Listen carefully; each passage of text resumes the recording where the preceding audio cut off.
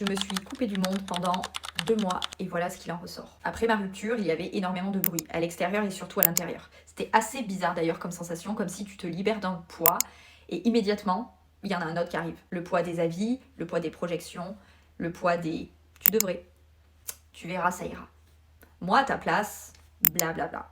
Encore une fois, je sais que ce n'était pas méchant, loin de là. La plupart du temps, c'était même très bienveillant. Mais c'était surtout beaucoup trop. Et à un moment donné, j'ai vraiment senti l'appel dans mon corps qui me disait « Retire-toi ». Alors je me suis coupée du monde. Pendant 2 mois, moins de sorties, quasi plus. J'ai vu un seul couple d'amis en l'espace de 2 mois. Moins de conversations, moins d'explications. J'ai priorisé mon sommeil, mon système nerveux, le silence. Quand tu retires le bruit extérieur, il se passe quelque chose d'assez étrange. Au début, c'est hyper inconfortable, surtout pour les personnes qui n'ont pas l'habitude, parce que tu n'as plus de distraction. Mais ensuite, il te reste, toi. Et pour une fois, c'est pas la version qui se suradapte, c'est pas la version qui essaye d'être aimée par tout et tout le monde. C'est pas la version qui essaye d'être rassurante. C'est vraiment la version la plus brute de toi-même. C'est là que des choses ont commencé à remonter, des rêves que j'avais à 20 ans, à 10 ans, des rêves que je pensais plus du tout pour moi, des ambitions que j'avais réduites parce qu'elles ne rentraient plus du tout dans une vie confortable.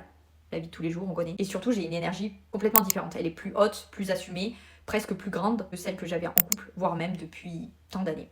Alors soit, se retirer m'a fait disparaître aux yeux de certains. Désolé les copains, mais moi j'ai réapparu.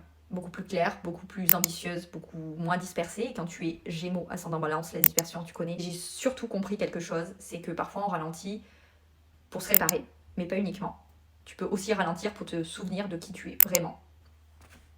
Et moi je crois que je suis en chemin.